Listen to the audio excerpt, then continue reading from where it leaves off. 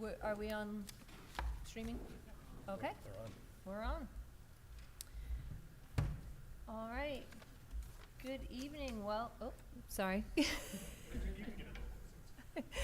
Good evening. Welcome to our MS80 15 School Board Workshop, where we'll be focused on our budget process tonight. And bear with me, actually, in learning about the new mics. I have been caught out and don't have my agenda up.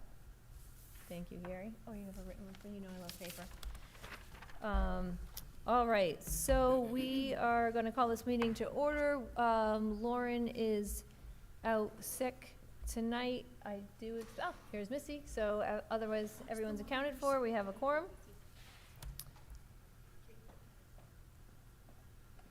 Let you get to your seat.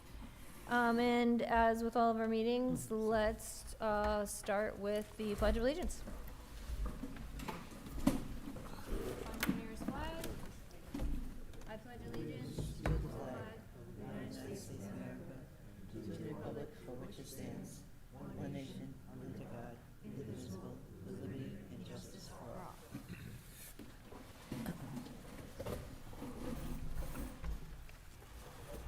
Thank you. Upcoming meetings, we have a bunch related to our budget work. So we'll have our workshop tonight. April 9th will be the Finance Committee meeting. So the work and discussion we have tonight, we'll send back to that Finance Committee at 6:30 in the high school library on April 9th. At that point, that committee will likely vote on a final budget that they would forward back to us as a full board. April 16th, we'll have a business meeting at Pennell and Gray at 6:30, where we will hopefully ourselves vote on the final budget. And then the town meeting budget validation will happen on May 22nd at 6:30 here in the cafetorium space. Please note that is a Thursday. Usually we do our work on a Wednesday, so that's a change. And that's it for upcoming meetings. I would ask for comments from the audience. Actually, a question first. Yeah. Are we not meeting on the 2nd, which is the first Wednesday of the month? We must be. This just has meetings related to the budget. Okay, so when I say upcoming meetings, these were related to budget meetings. We will, okay. Yep. as ever, have a business meeting on the Second. first Wednesday of April. Okay, sorry. All right. I get it. And public comment, bear with me, I'm going to find you with the mobile mic.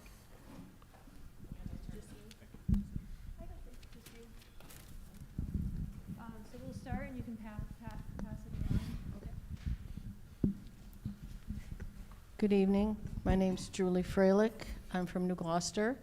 I have two grandchildren, one of whom is in pre-K and one of whom will be entering the system in a couple of years. So I really appreciate the opportunity to just make a few comments. First of all, I just wanted to commend the staff for a really very thorough, thoughtful, comprehensive, easy to understand presentation that was done, I thought, at just the right level. It was high level enough so I could follow it, but enough detail that I could, understand some of what went behind it. So I really, really appreciated that a lot. There were, I'd say, 3 or 4 things that kind of stood out to me that I would just kind of note and hope that you might reconsider or think about. The first was related to the ASL program, and I know that that was with a lot of regret that there was a proposal to eliminate the ASL program, but I also know that it's one of the more popular programs. It makes New Gloucester unique. Once these programs leave, you don't really get them back. It's hard to build them back up. And I certainly don't know the process of trying to recruit, but I would think that trying to recruit when you know you have a known position in the immediate future may result in different things than recruiting for something that might be available in the future. So I'm not suggesting that it wasn't done with a lot of due diligence, but I just caution eliminating that if you don't absolutely have to, because it is so popular, it is unique, it's a great skill for the kids. So that was one thing that stood out. The other was the elimination of the summer school. And again, the suggestion that you'd know better if you eliminated it, but I don't think it would take much to hypothesize that if you eliminate it, the kids actually will not do as well, because that's why they're being offered this program. And for the little ones to be able to backslide so early in the educational system, it's really hard to catch up, and they lose their confidence and their opinion of themselves, and it's, in the long term, to me, I think, short-sighted to try and eliminate summer school. And I understand there's staffing issues and whatever, but I think holding strong on that would be very important. Just sort of a short-term investment for a long-term education for the kids. The third area, which I would just note, is just the ed tech question in terms of increasing all the hours to 35 hours. Again, there's a lot of competition for staff and employees these days, and it's not just a matter of wages, but it's a matter of hours, and to the extent that that can be equalized, in my understanding that that was maybe not going to happen this year. Again, I could be wrong about any of these things, but that's kind of the high-level thing. So again, trying to provide equity among an important level of staff in terms of the hours that people have, to me, again, just makes sense in terms of, as employers of your staff. And then the fourth thing, it wasn't clear to me from your health insurance increase whether that was totally going to be borne by the district or whether, in fact, it would have a trickle-down effect on the employees by virtue of them having to share a greater cost. So to the extent that it's being borne by the district and not the employees being asked to take on that burden, I applaud that, because I've seen in other instances where there's a 3% increase given and it's basically taken away when you ask the employees to contribute more to their health insurance. So I wasn't exactly sure about that, but I applaud you if in fact you're not going to be asking the employees to assume a greater share of their costs for the health insurance. So those are just the four things that stood out for me. I appreciated the thoughtfulness that went into it. I think we're, compared to the other districts, absolutely holding the line, but it's easy to slip back and not be able to catch up over time. And so to be able to maintain services at a level that seems reasonable relative to the number of students, I think is really, really important. So those are the four things that just stood out to me. Thank you. Thank you. Do you want to just pass it? Do we have more public comment? We can pass the hot potato. So we don't have questions today, but we do have public comment. So you can give us your input or your thoughts. Hi,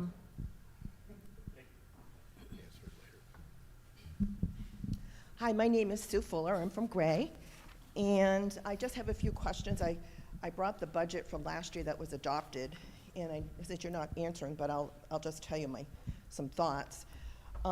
Last year in speech services, there was $65,000 put in, and I was wondering how much of that has been spent. And then also last year, that was brand new. And then they also put special needs in, $35,000 contracted services and cost center 040. They also put private tuition, outside placement, $98,000, and that was all new last year. And then they put in $100,000 in cost center 030, private tuition. And let's see what else I got here.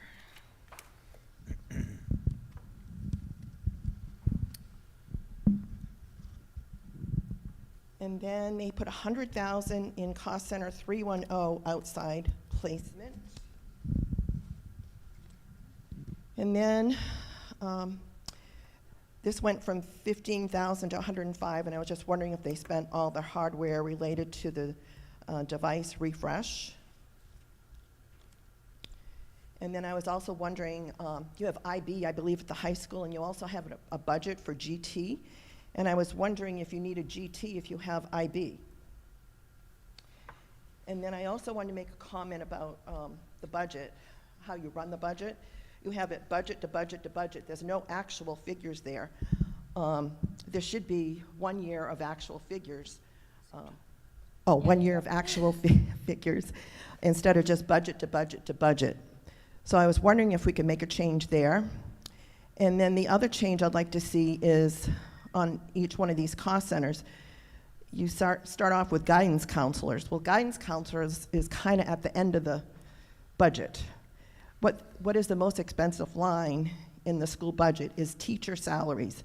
So you should really start with teacher salaries, so the most expensive line in each cost center. Can So I was ask, wondering if anything could be changed Can I ask about. you a quick question? No. Gary? No. I just want to know what she's referring to. What document is she referring to?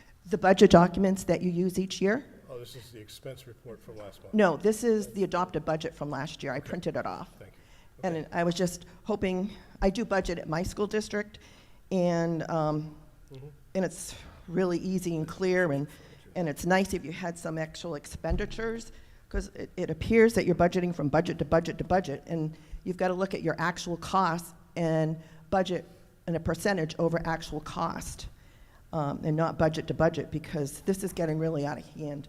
We're not a big school department, and having 2 years of over a $2 million increase is a lot for the people.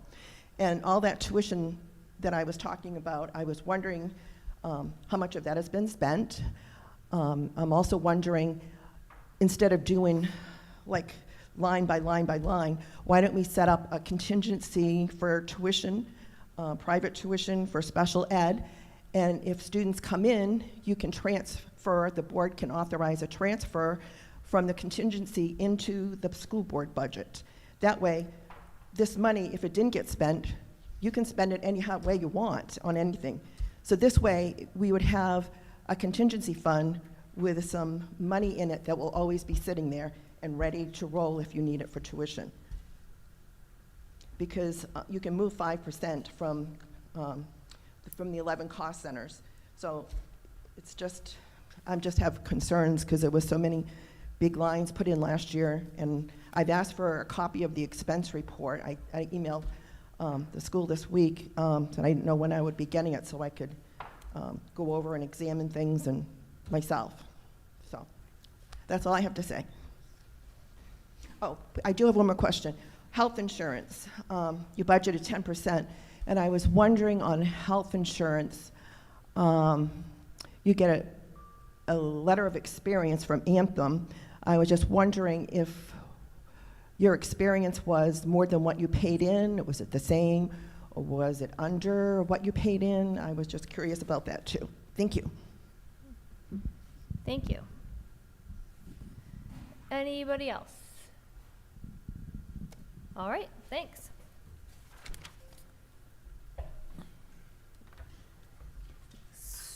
Moving forward in our agenda, we will take up old business first with a presentation of staffing and enrollment over time.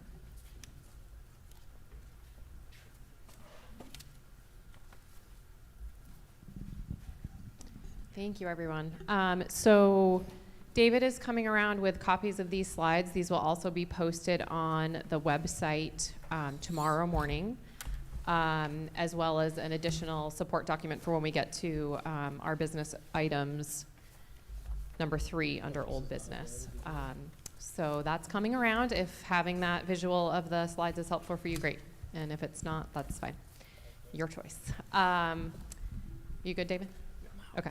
So item number 1, a question had been posed to us about enrollment and how enrollment has looked over time. That's something we presented as part of our draft proposal last week. That feels like it was about a year ago. And a question was brought from the committee about what our staffing has looked like over that same time period. So we played around a little bit to try to find some visuals that helped tell the story best. I think it's a little hard when you're looking at those numbers. The chart that is on the left here is enrollment over time. That is the chart that was included in the original presentation, so it's the same one. So you can see here our enrollments going back to 2013, 2014. all the way through our predictive for 25-26 and 26-27. This chart that we've added here on the right is what our staffing has looked like over time. This is specific to our classroom teachers. So if you teach English, math, social studies, science, world language, music, art, those sorts of positions.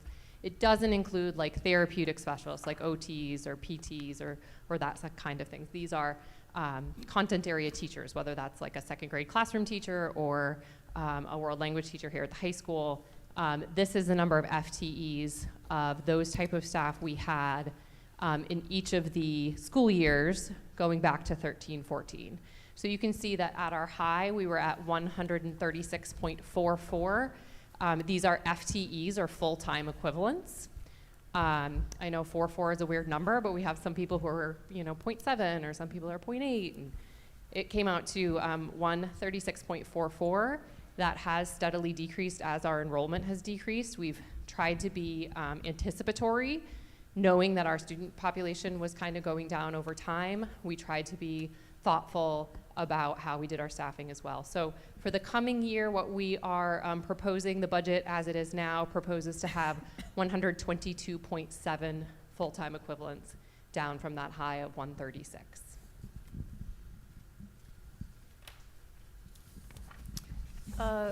Thank you for this question. What does this, like, can you do the math for me? What is the ratio? Like, I see that they're both going down, but what does this mean in terms of our, overall, are they going down at the same rate, or? Hold on a sec. Yeah, so there's a lot of different ways you can kind of calculate that. You can calculate it as percent of total. You can count it as percent of staff to student. You can calculate it as staff per student ratio. So I ran 6 different sets of numbers using different ways that you can kind of measure that proportionality. It was pretty steady over time. So when you look year to year, it means a little bit of fluctuation, but basically that ratio of the number of sort of instructional teachers we have to enrollment has remained about steady across this time period that we looked at. Sam? In very basic terms, we have decreased our staff by 10% and our students by 11%. All right, thank you. Seems pretty close. I just want to make a note. You said, generally speaking, staff 10% down, students 11% down. Yep. Okay. Does anyone have any questions or feedback about this piece of information before we move on? I'm not sure how to ask this, except with all the other positions, teaching positions, like the guidance counselors and stuff, is that all included? That is not. That's not, so that additional staff, would that fit into this picture at all? Because don't we have a lot of additional staff? It's a great question, Fran, and we spent a lot of time trying to be thoughtful about what to include and what not to include. We did, at this time, decide to stick to instructional teachers, and we did that because so many of these other positions are not enrollment dependent. So the number of occupational therapists we have are based on the number of children that we have with IEPs that need those occupational therapy services. So they're not enrollment based, they're student need based. And so if we are looking at, are we right sizing our staff based on our enrollment, then looking at those instructional teachers is the most appropriate way to answer that question. And this is in keeping with the chart, feels most in keeping with the chart that you show us with its classroom teachers, right, per students per class, trying to hit that instructional goal. Correct. Okay. Anyone else? You have to get so close to this thing, it's so awkward. Okay, so let's move into fund balance, capital reserve. So there have been a number of questions we've discussed here at the board around this piece, so we thought it was important to take a little time in this workshop and dig in a little bit. So our general fund, draft fund balance as of June 30, 2024 was $7,180,238. It's important to note that that is still a draft number. Until our auditors confirm that we are correct about that, it is considered a draft number, and we are still waiting for our final report from our auditors. So everything we're talking about here will not be officially finalized until we have that official sign-off from the auditor. So please put that, please keep that in mind. When you look at a total fund balance, there are 3 types of funds that are represented in that number: committed, assigned, and unassigned. So we're going to talk a little bit about what that means. So our draft unassigned amount is $2,329,515. Funds that are unassigned are those that are within the school district for general purposes.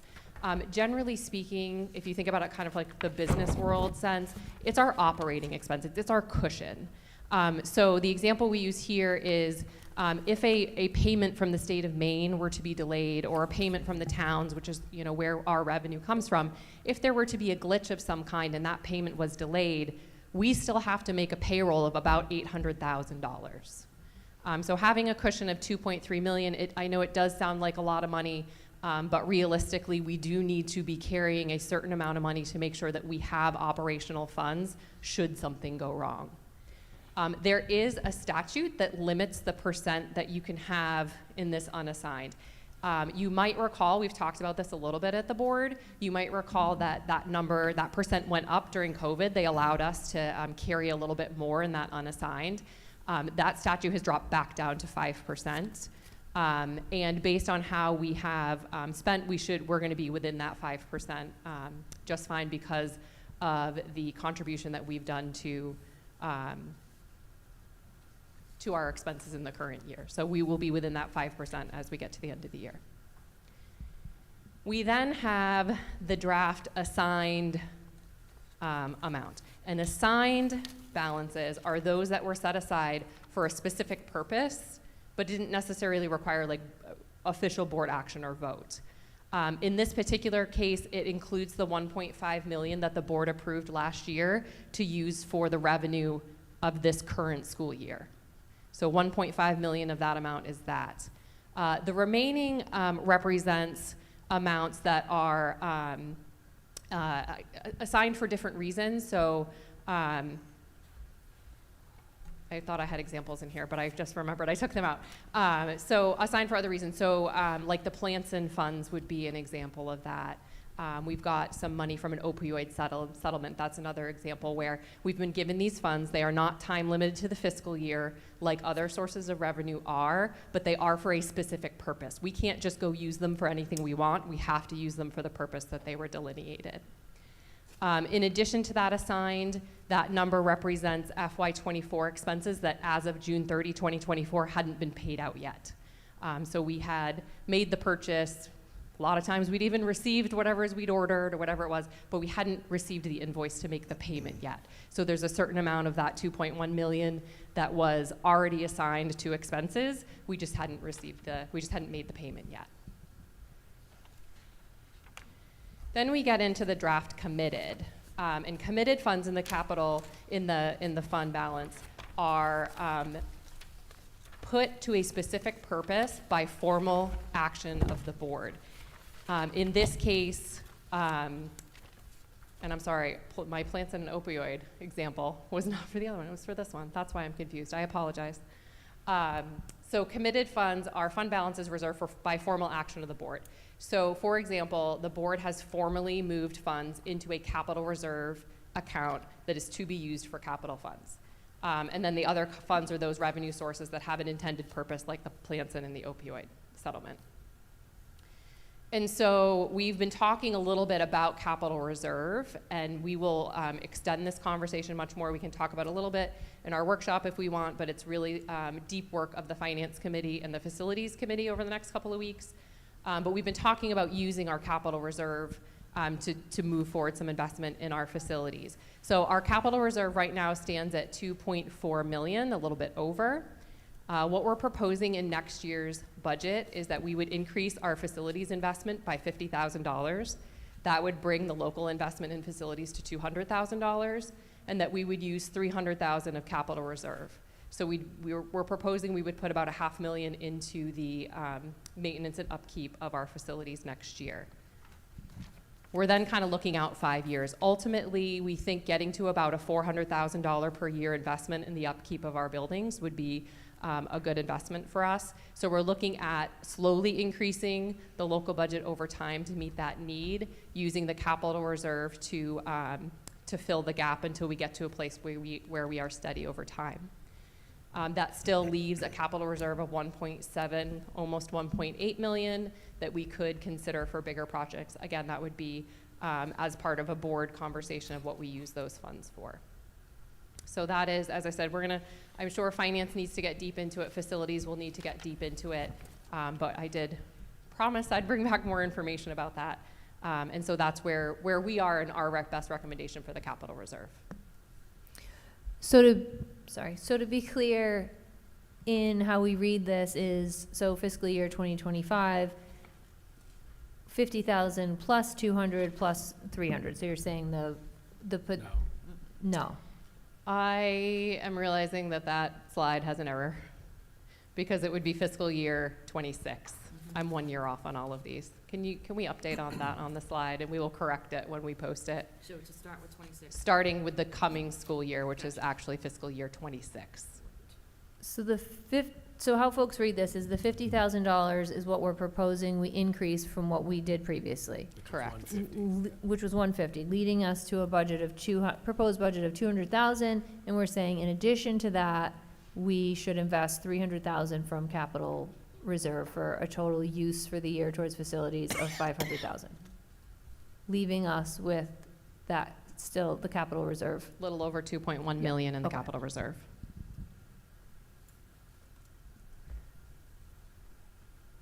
Questions on this?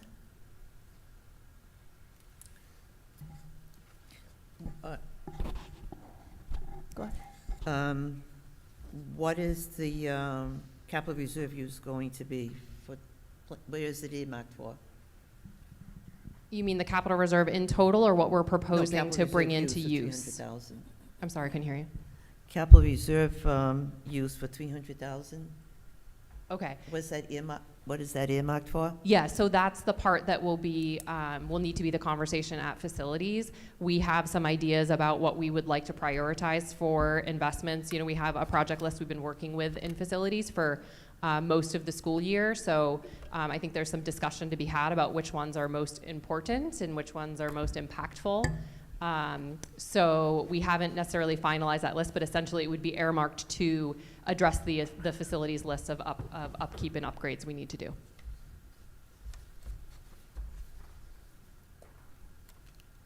Penny? Sorry.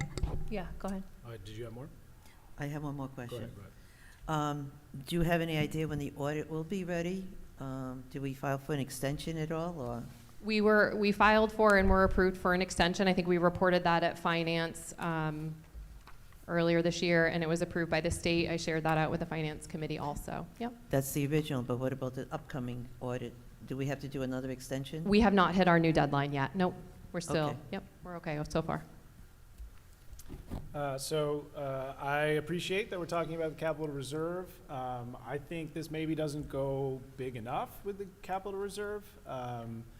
You know, one of the things that we talked about when we put the largest portion of this, we put $1 million in this 2 years ago, I think it was, with the kind of money that we still had available to us with the COVID. You know, we were able to kind of pay for some things and put this ahead with the idea that we were laying seed money for the bond project, right? So we knew there would be a lot of impact if we put through such a large bond. So one of the ideas that we had is we would sock some money away in our capital reserve, and then we would ease the pain of the new bond payments so that it wouldn't be such a 0 to 60 kind of situation. I would suggest if we are in, you know, there's some things that we can't avoid, like if we're really gonna have our health insurance go up 17%, that's like $750,000, which is a huge amount of money that we can't do anything about. We've contracted the teachers, that sort of thing. We did pass a bond this year, and one thing I would suggest that we consider is that we use capital reserve to pay for that first year of bond payments So that first year of bond is kind of eased in and doesn't hit our sort of local contribution right away. So I actually support this 300,000 as well. You know, 2.4 million is a healthy amount when we're talking about, you know, the earliest we could possibly get another bond question on the ballot would probably be June 26th, by which point, you know, who knows what the situation will be. So if we were to take 300,000 to add to our facilities budget, and then I think our bond payments for this first year are 350K, something like that. It's basically 1% of the budget, just in broad terms. I would propose that we take that extra 350,000 out of the capital reserve, and that would drop the impact of our budget increase by about 1%. And I think it is to the spirit of what we, you know, said we were putting the money in the capital reserve for. And I think that leaves us with a healthy enough balance. We'd still be at 2.8, 2.75, I mean, 1.8, 1.75, which, you know, is a lot of money. And I would hope if we're not gonna put forward, you know, significant bond package in the future, that we would hear proposals for, can we spend $500,000 to expand our field space? Can we spend $500,000 to expand, you know, the arts and music space that we've been told is insufficient? So that's kind of my thoughts on the capital reserve as well. I think we should get creative in how we deploy it this year.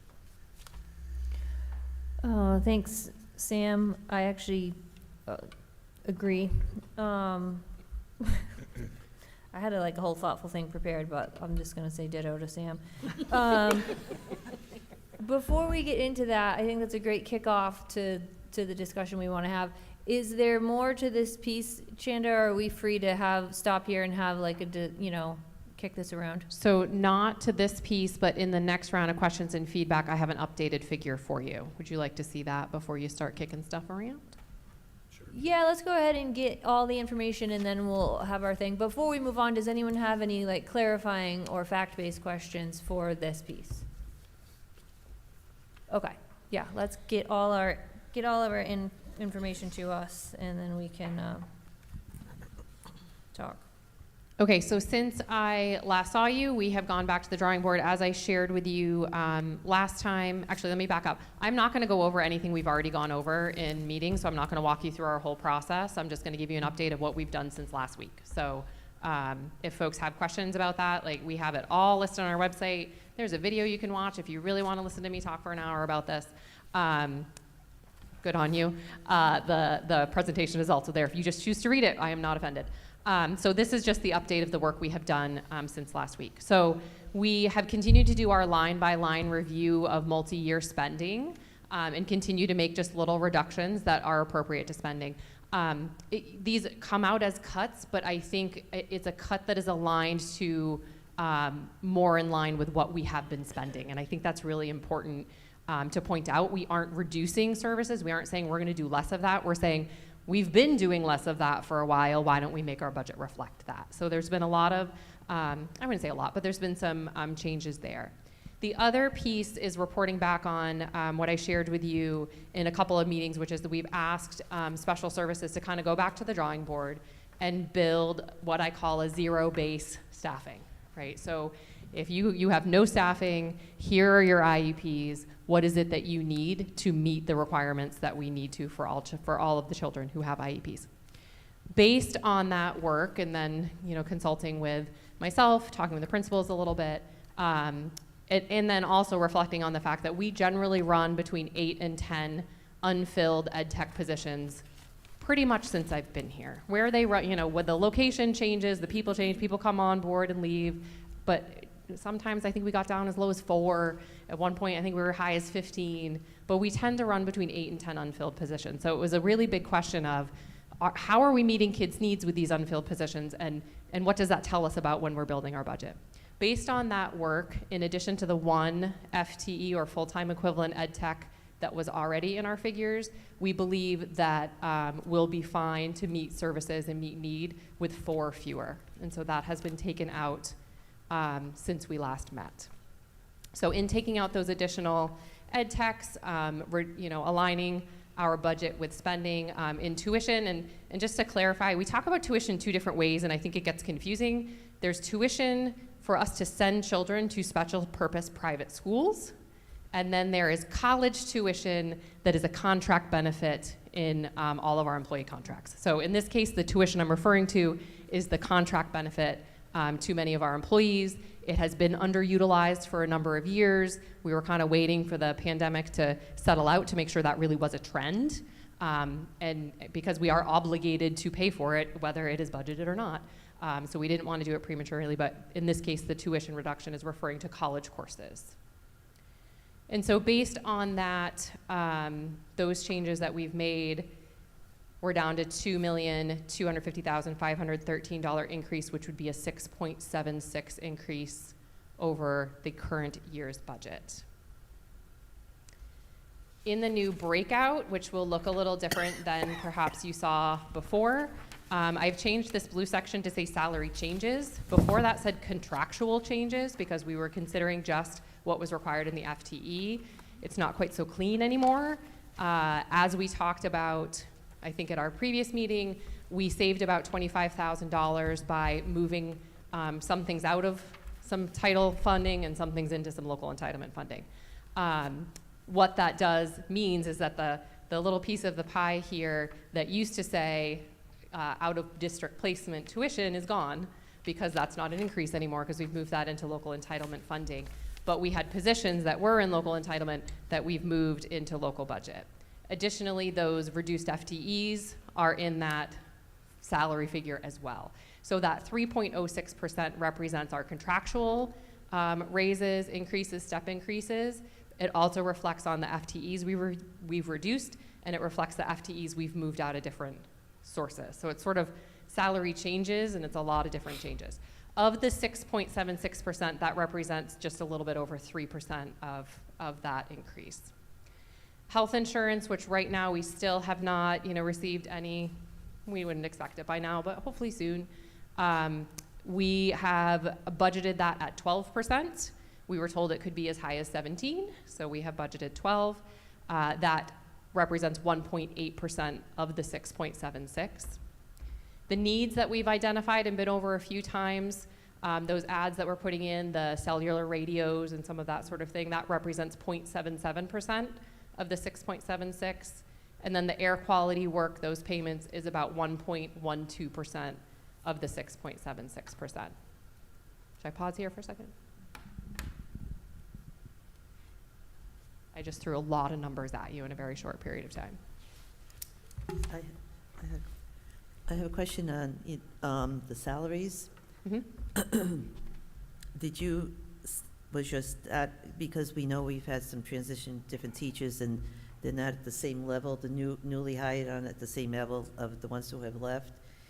And so when you came up with this figure, did you do the actual that you plan on spending, or are you using, last year's We as a base? include retirements in that figure.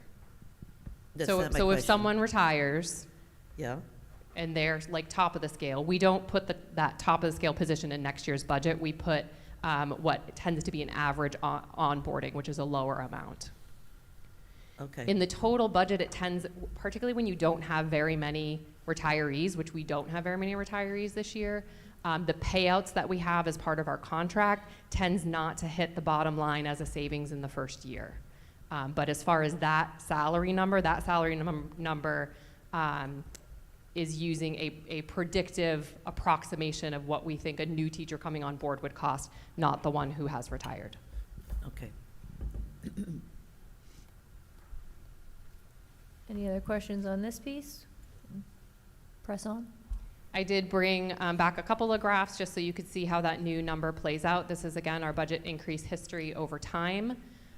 With 6.76% proposed in 25-26, that brings that 10-year average to 3.99%. And then this is our regional data, again, with our figures updated. And then 2 other school districts updated theirs today, so I updated those numbers in here as well. Most are still, they're still in their budget process, just like we are. So you can see where we're still, playing out towards the lower end. And again, this chart is built from left to right, the lowest investors and students to the highest investors per student. This gives you the budget summary. Again, you've seen this data before. It's that proposed 25-26 that has changed to reflect the new increase. And then this is how it would play out across the split between the two towns. So if you're looking at different versions of this presentation, make sure you always look at the most recent one, because those are the numbers that are going to be the most accurate and up to date. I have a question. Yep. On the regional data, Wyndham had budgeted is much higher because they built a new school. Correct. How come their cost per student wasn't absorbed in that, or was that a lot lower? So the cost and now it's up that amount. So the cost per student is from the 23-24 school year, which is the most recent data published by the Maine Department of Education. Oh, it doesn't have it in there. The 14% is based on what they are proposing for next year. And as a resident of Wyndham, I should definitely know this, but I believe to be true that of that 14%, 6% is their middle school bond. I think it might be 8%. It might be 8%. Please don't quote me on that. I'm being a bad citizen. There's some chance that this is disinformation, so people should check this, but I believe when the MDOE calculates per student spend, they don't include debt load. They only include local contribution spends in a single year. So, because they think that's more apples to apples in terms of what the individual district is spending. And so that it tends to even it out so that you don't have Yes, those you're right big about that, wild Sam. swings. Yep. I think that's true.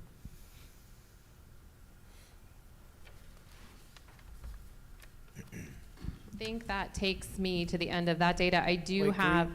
Do you mind if, can we go back Yeah, of 2 course. slides? I just wanted to also just draw attention, we haven't talked really about the revenue side, but it's on this slide. There's some things that we, are proposed that, are still changeable on the revenue side as well. ED 279 is not, but, this proposes a $500,000 reduction in what we roll over. And I would just like to put a pin in that as something that we discuss to make sure we as a board have thought about what that decision means.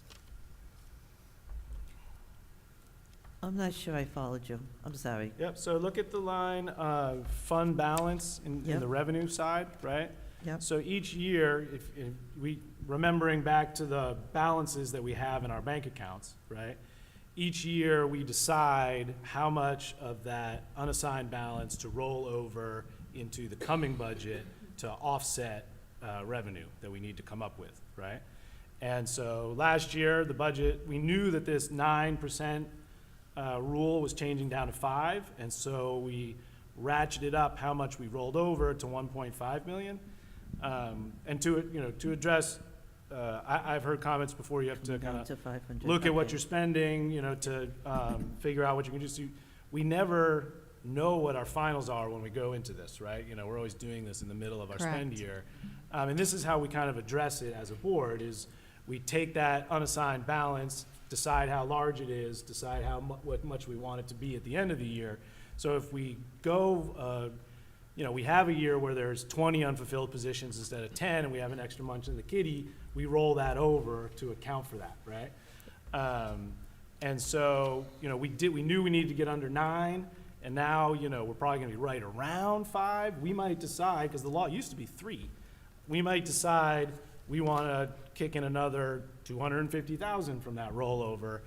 We have tended to be, I would say, cautious as a district in terms of, being right at the height of that number, which, I think that's good. We've been risk averse as a district, and what we didn't want to happen is exactly what Shanna pointed out. We can't hit payroll because some snafu happened. I might suggest that right now, with money from governments sometimes going missing at times, maybe we would want to, stay that cautious nature. You don't know what might not be coming or what, but I think we should look at that number, maybe it's 1.25 instead of 1 or whatever it is, but that is a dial that we can turn. And I think the board should have a discussion about how much tolerance for risk we have in the size of our unassigned balance. Thank you. All right, and any more questions on that data update before we move into athletics? All right, let's do that. So there are just 3 more before I turn it over to all of you. There are 3 questions that we received either at our last workshop meeting or through Gary since then. One is about athletics data, one is about cellular radios, and then the third is about middle school mathematics. So I did work with Nate to look at some athletics data. We've provided you with a sheet there. What you'll find on that sheet is a list of all the athletic teams from 23-24. Just kidding, David's coming around with it right now. This also is already posted on our website if you prefer a digital copy. So this is 23-24. We did that because we had an entire year of expenditures. We don't have the entire year of expenditures for 24-25 yet because we still have 1 season of athletics left to go. So from 23-24, what you'll see is every sport listed, including all of the expenses associated with that sport, whether that's the coach stipends, the equipment, the fees, the supplies, whatever it is, and then also the enrollment count of who participated in that athletic activity. We as an administration had some thoughts on this. I would say that at this time, we do not support cuts to the athletic program. I don't think it's the right move at this time. We believe we've made a number of improvements within our budget to improve the bottom line, as well as working to take care of our field and schedule appropriately, make sure schools get first pass so that we have addressed many of those capacity issues. Clearly not all, otherwise we wouldn't have had a bond. Is it perfect? Absolutely not. But we think we can offer this list that we are proposing safely and appropriately for students. If we are pressed to make cuts, if that's something that the board is insistent that we do, what we would most likely want to do is look at those programs, as you can see on the list, that impact the fewest number of students. So we would look at those smallest participating groups, and that is probably the tactic that we would use to reduce athletics costs if we were pressed to do so. This also doesn't include middle school athletics. This does not include middle school athletics, that's I correct. didn't hear that question, I'm sorry. Did it include middle school athletics? This is just high school. Okay, high school. Oh, it says so. You know, it'd be I think for me, to be helpful would be the number of stipends in that total dollar number. We got that last week. Is that in that other The other document says which ones are funded and which ones not. Yeah, so you could look at last week's document and look at the 23-24 column, and that would tell you how many stipends are in each of those sports. Yeah. Does that have a total, or do we need to add those up? Because we A just, total count, you mean? right. Like, are you talking about this one that just is like filled, unfilled, filled, unfilled? Yeah, you just get a number. Yeah. How much does the middle school athletics impact the budget? So this is a roughly $400,000 budget for high school, correct? Correct. And this doesn't have athletic director This is just the included in person, that? yes, this does not include the athletic director or the athletic director secretary. Right. So do you know off the top of your head what would be a more accurate representation of our district-wide athletics budget? I would have to depend on my director of finance and business manager to put something together for us for that. include the liaison. Perhaps we could move on and circle back before the end of the meeting. Yeah, just seeing as tonight's the night, we really need to get into the discussion, like, these are the kind of things that are important to know. Or as we're deciding, what do we want to put capital expenditures on? If we're going to keep a full sports budget, then then are some of those funds need to prioritize other programs or co-curriculars that don't have much budget? Okay, does anyone have, but I'm doing the thing I said not to do. Does anyone have any sort of clarity questions on the athletics data? just have a question. What you just asked our folks over here at the other I'm table talking to the microphone. to provide, did we ask for middle school included in that?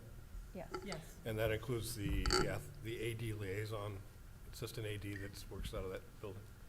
So that would be just athletics, not co-curricular. We're only asking athletics. It would be just athletics. Okay. Okay. I have a question. Does, I'm sorry, just Go ahead. really quick follow-up. Does that include, we have stipends there also for club sport? We don't call it club sport. What am I thinking of? Intramural? Don't we have any, do we have Yeah, stipends? that's in the stipend list that you have. Well, I'm just asking that be included in Oh, this the estimate athletics for number, middle yeah. school. To me, that's part of the It should program be, yeah. also. It It should be should. part It of it. should be, yes. Yeah. Unless we're making differentiating. Those come out of that. the same lines. Mhm. Okay. All right, thank you. You're welcome. Fran? Yeah, do we have a trend of, like, cross-country used to be a very popular sport, and now, like, there's 13 kids in that, not cross-country, yeah. That was a very popular sport. Also, I was thinking of the Nordic ski. That, so over the years, are there more participants than others? And this happens to be 23-24's participation? That's one question. Second question is on the Sheriff's Department. We're paying $8,400 for the winter season, and, they have a contract. So is this in addition to the contract that we pay? Is this a different program? So, okay, sorry, I'm afraid I've already lost your first question and your second question. Let me start with the sheriff's one, and then can you repeat your first question again, because I I'm already sorry. lost it. So the sheriff's department, we have a school resource officer. We have a contract for that. Yeah. And then we contract with the sheriff's department to provide police coverage at certain athletic events. Those are two separate entities.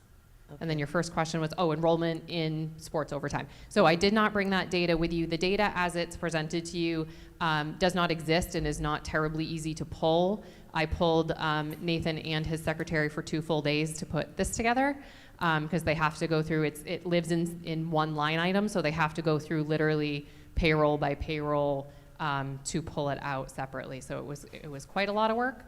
So I did not ask him to do more than 1 year.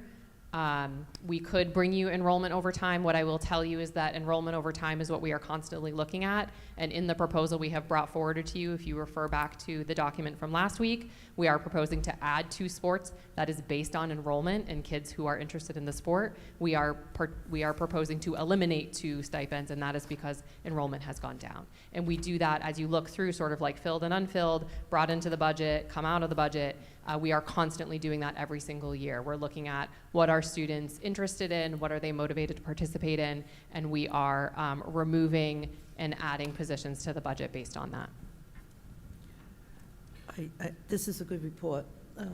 It gives you a clear picture for someone who, isn't involved with actual kids in sports. So it's a good picture of what's going on. Thank you, and that's a huge thank you to Cindy Hotham and Nathan, because we tried to just pull it from our financial statements. It would make sense to me, probably Jen's, a few other people, but to make it something that was really digestible for the public was quite a bit of work.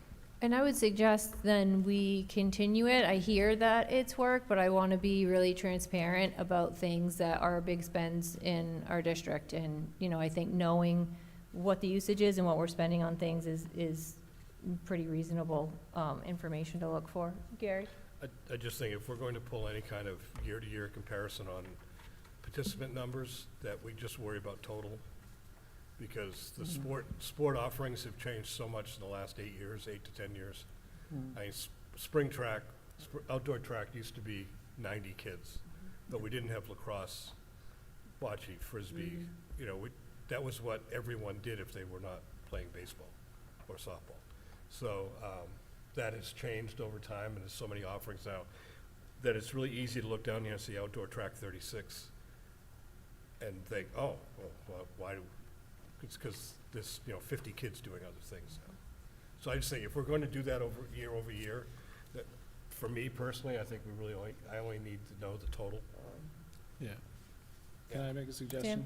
So, I think this was largely my question, and it's very possible that I did not word my question perfectly. More what I was concerned about is that top line number, right? Is the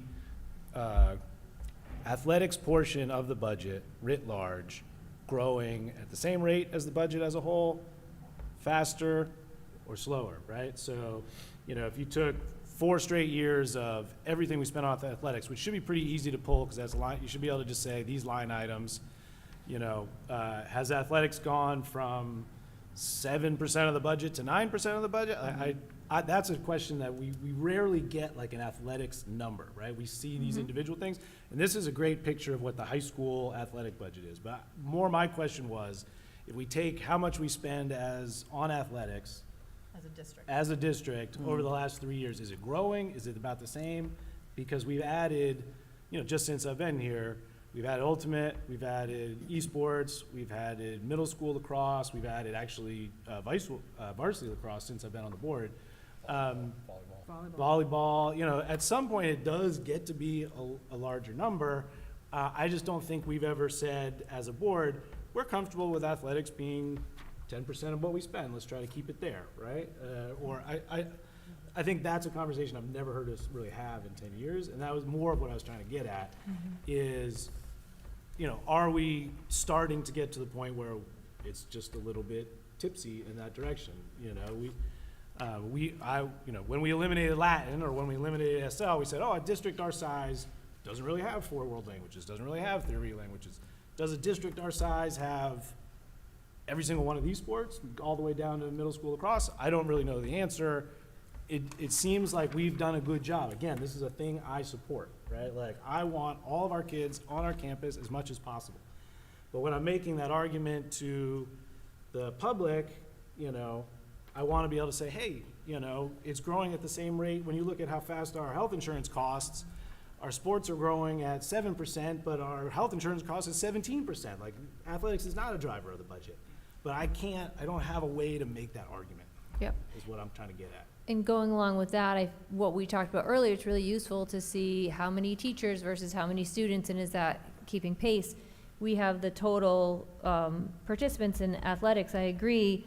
I don't care to nitpick that, there's not enough kids doing golf and we're offering golf, but do we have 200 kids a season playing a thing and we're spending X number of dollars, and that's, keeping, or our sports budget has gone up, but hey, we have increased 15% participation, which means we're keeping these kids at school. They're on academic contracts. They're motivated to do well in school so they can stay on the team. They're here until 5 o'clock at night. It tells that story. So. I apologize, I missed the question. That's all right. And I won't lie, Nathan and I watched the video 4 times to make sure we really understood the question, and we're going to give you the data you wanted. So I'm very disappointed I didn't give you what you wanted. I also like this data. But this is great. This is great. Thank you. This is great data. Because I think, if I asked a taxpayer, hey, do you want to spend about, $500 a kid to do outdoor track? That seems like pretty good value to me. They're out there a ton. If you look at the spend per hour of those kids enjoying our facilities, really good, right? And that gives us that information. I just think, we don't have that 30,000-foot view sometimes. Yep. The other sort of anecdotal piece I'll add to the conversation, and this sort of loops co-curricular into, so I apologize that it is conflating a couple things that we weren't talking about. But we do look at that participation over time. Yes, we have added sports, but we also have reduced what we filled. Once they are in Schedule B, they are in Schedule B, and it becomes something, are we filling it as a proposal in the budget or not? So you'll see across that document that we have reduced many also. So I think that's important to point out, and it's about being really responsive to kids. And I think something that Sadie and Nathan look at a lot is not just the numbers of kids that are participating, but who are these kids? So when we're deciding to, we might leave a co-curricular that's a little smaller than we want it because it's the only thing that those 7 kids do, versus another club that has 7 kids, but those kids are also in 9 other clubs, and they're having a hard time scheduling meetings because the kids are in 9 other clubs. What we know about athletics and co-curricular is it's a really important part of the school experience for a lot of kids. That's their motivation to be here, and that's their motivation to do well. And I hope we're creating caring environments that make kids welcome, but sports is going to be a motivator for some kids. Co-curricular is going to be a motivator for some kids. So it's really important that when we're looking at that total picture, it is about those counts and making sure that we have strong participation, but it's also making sure that those groups of kids that have nothing else, we're not taking away that one thing they have.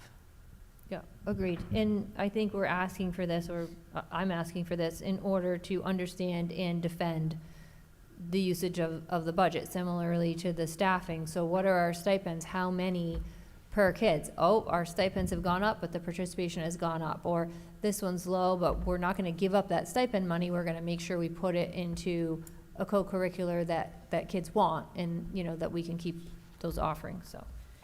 I appreciate it. Any other questions about these numbers before we move into cellular radios? Yeah, I've Jeff? got I've got a question. I was looking at the stipend cost per participant served, and a couple of them jumped out at me, and I think I might know the answer to these, but I wanted to confirm. Like in the girls' basketball, it's $657 per participant served. Is that because they just have a JV and a varsity, and whereas the boys' basketball, it's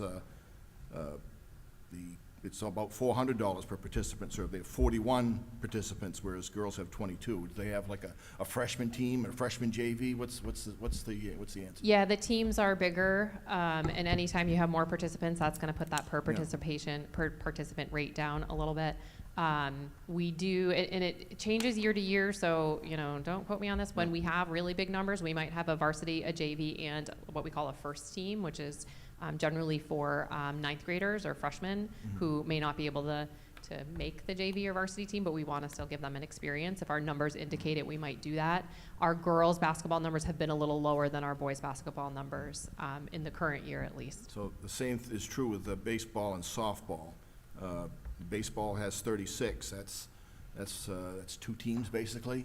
So I assume it's a JV and a varsity, and where softball, basically, they don't have a JV, is that what I'm assuming? Yes. Yeah. I believe if you look on the stipend list, you'll see there is JV as, again, there's contract and then there's what we fill. And so in our contract, some of those positions that exist, we just don't fill them if we don't have the numbers to indicate it. And also remember, those first team coaches, their stipend is much smaller, right? So like the head coach of the boys and girls basketball team might make the same, and then that first team coach gets like $1,000 or something. So you serve another like 12 kids with, you know, a much smaller number. Yeah, thank you. I have a question. I'm not sure what HUDL is. What is that? That's down at the bottom, right? Yeah. Sorry, in order to have this up here, I can't look at what Oh, you're I'm sorry, looking at. Is there an extra? $8,000 HUDL. Huddle is the little communication platform that we use Yeah, to. okay. It's a I just what? wanted to make sure we were. It's a It's a- communication platform that we use in our athletics program so that we can Communicate with the kids. communicate with the We kids. try not to It's- have the coaches texting kids on personal devices, so they always communicate through an app. So that the district can monitor and, And one other question, on the trainer, What could go wrong with that? is that for all sports? I'm sorry. Yes. Did I interrupt? No, okay. On the trainer, is that for all sports, or is that specifically for a particular team, or? That's the athletic trainer that drives around the fields and takes care of the kids. If they get hurt, they serve all the sports. all sports. Oh, well, it should be called something else then. Sounds to Athletic me trainer like is the a, name you know, of the in the profession. professionals, they have trainers. So that's what I think that is. It's literally called the athletic training profession. It's the, It's medical support. yeah, it's a actual master's degree Okay. level All right. job. All right, let's move on to radios. Yeah, professional nurse. Yeah. So cellular radio. So we we brought, it's hard to have hard data on these things, but we brought some, a little bit back for you. So we tried out some cellular radios. We put them on 4 buses on routes that we know we tend not to be able to reach these buses. So we picked the 4 worst that we knew of, and we gave them the new cellular radios to try. Feedback from the bus drivers is that they experienced really clear service through the majority of their route. There are still some dead spots. We live in Gray and New Gloucester. My mother is in Raymond, so every time I go down Egypt Road, I make sure I'm not on the phone, right? So it did have still a few areas here and there, but the areas were much smaller, and they were smaller than they were for people's cell phones. So there are even places where like the phone may not work, but the radio still seemed to be. So that's very exciting. Drivers reported clear communication in some places with all schools from one location. That has not been the case in the past. Usually, once a bus got in a certain distance away from a school, that school couldn't reach that bus anymore, and we would end up doing a relay system where that bus would, the school would call a bus that's halfway, and that bus would call the bus, and it was, terribly efficient. So in this case, they were able, no matter where they were able to reach all 5 schools, which was very exciting.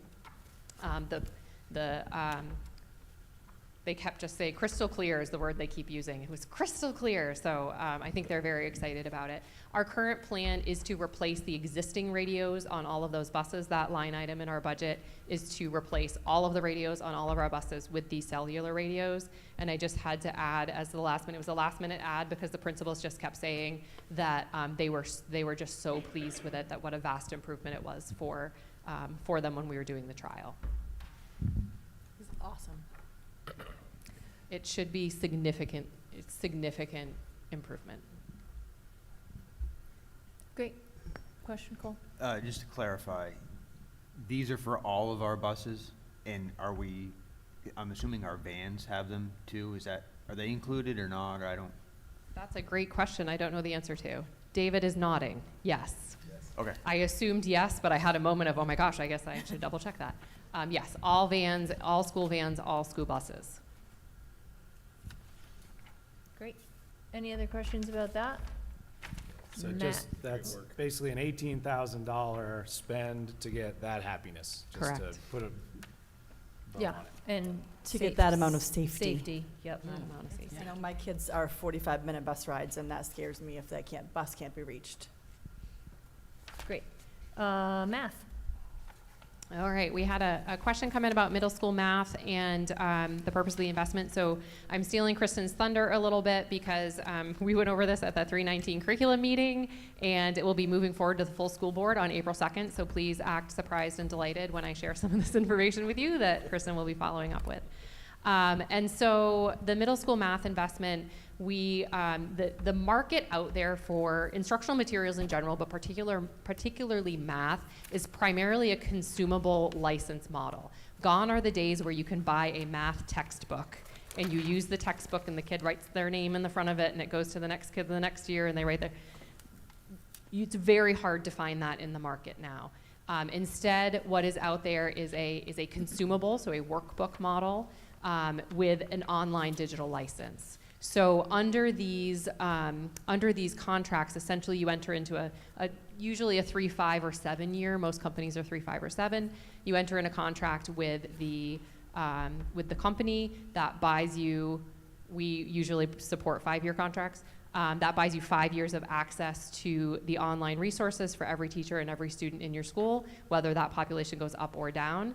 And it buys you a shipment of consumables every year. For the kids. So, and again, if you end up with more students, they send you more workbooks. If you end up with fewer, they send you fewer. Although that sometimes they still send us more and we end up with extra, but we try to work with them to send fewer. So it's a consumable model with an annual shipment of materials. So the current product that we have been using at the middle school is called MyMath. We adopted that in 2016. We've been using it since then. We learned a few years ago that MyMath was being discontinued. So even if we wanted to renew it, we couldn't. They are no longer supporting that product. We were able to negotiate a couple of 1-year extensions because at the time, as we were doing deep work in what is really working, what does good math instruction look like, how do we find materials that are going to address the specific needs of our kids, how do we move instruction forward in mathematics. We weren't happy with what we were finding. We hadn't come to a conclusion that we were confident about, and I will not stand in front of the board and ask you to make a big investment in materials that I am not confident is going to address some of the needs. So we have been through multiple years of a process. You'll hear more about that at the board, but you can look up at our website anytime. We have a very delineated system of how we review these materials, including multiple years of piloting. And we are moving forward with a request to allocate the funds in next year's budget to purchase, in this case, it's a product by HMH, which I cannot pronounce well, the 3 names, so I'm just gonna call it HMH. It's 3 people's names. And the product is called Into Math. We currently use this same company's product for literacy at this school, so we have worked with them in the past. And essentially, our 1-year extension with MyMath ends on June 30. So if we do not make an investment in math materials, there will not be materials to teach with next year. So whether it is Into Math or whether it is something else, unless we make an investment, there will not be instructional materials. So at the end of the day, that's sort of the big thing. I did push them hard for a long time to make sure we're getting the right thing that's gonna move our students forward. But essentially, we need to make an investment because our product is being discontinued, and so we need a new one.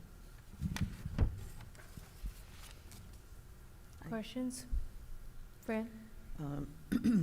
So I was at the presentation of that meeting, and afterwards, well, first of all, the first math program lasted 9 years. This is for 5 years, correct?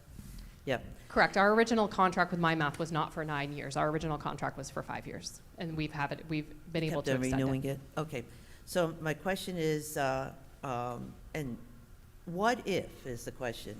What if after a couple of years, with all the research and everything everyone's done, and it's fine, but in a couple of years they find out, nah, that really doesn't fit us. It's not working. Do we get a refund or? No. That's what I was wondering. Okay. If we were to get into it and what they had promised and what was in the contract turned out to not be what we were receiving, then yes, we would have an avenue to go after them for breach of contract. But if it's just, we Doesn't don't fit. like the pictures on the covers, they're too juvenile for middle schoolers, like, no, that wouldn't be a reason we would be able to go after them. It would have to be breach of contract. Okay. Thank you. Any other questions on the need or cost of the math? Okay. Let's press on. That is all I have, other than just a reminder of where we are in the process. The months of work, this started in November, and all of these meetings are up here or on our budget website. Please go look at it. It has every document that we have presented, talked about, looked at, every presentation, one-stop shopping. Please take a look at it. We are currently in our draft budget presentations, and as Penny shared at the beginning of the meeting, Finance Committee's coming up on the 9th, at which point that budget will belong to the Finance Committee, then moved forward to the board, our validation meeting, and our referendum. And now I turn it over to you. Can I ask Thank one you. clarifying question before you turn it over? With the health insurance 1.8% increase that you have in this proposal, that's still at the 10%, or have you put it up higher than 10%? That's at 12%. That's at 12, okay. There is some chance it doesn't come in at 12. There is a chance. I like that you aim high. I'm not complaining about that, but just 12% is a huge number. It sure is. All right, so with our clarifying questions asked and answered to the best degree possible, David, do you have an athletics number for us? So total athletics cost that we're microphone.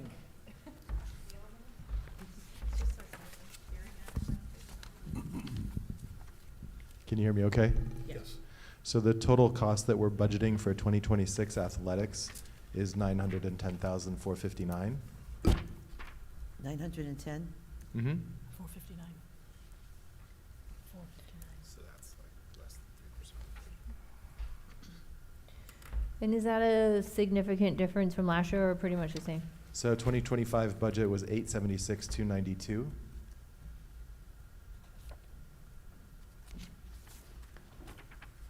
and then 2024 is 864,047. So that's both middle school and high school. Okay, great, thanks. Yeah, the 2026 budget, 910,459. Thank you, David. You're welcome. Aren't you glad that we gave you something fun to do tonight? Don't want to have you here for nothing. That is the number I was looking for. Thank you, David. That is awesome. What's the Okay. increase? So basically, the athletics budget, that 910 number, is right around 3% of our overall spend. And that is a $40,000 increase on an $876,000 budget is like 5%. So that's, basically In keeping. exactly the same Yep. as what we've been doing. So that's exactly what we were looking for. And the year before, a $13,000 increase in the course of a $31 million budget is, Nothing. rounding error. Okay, thank you. That's terrific. So how I'd like to structure discussion, I think we have three, correct me if I'm wrong, sort of three main things to talk about. Opinions, reactions, ideas on the overall, the budget as a whole, the philosophy or use of capital reserve, and then the revenue side, revenue, rollover, fund balance, those three pieces. So I'd love to hear from everybody, and to stay organized, I'd love to take these topics in turn.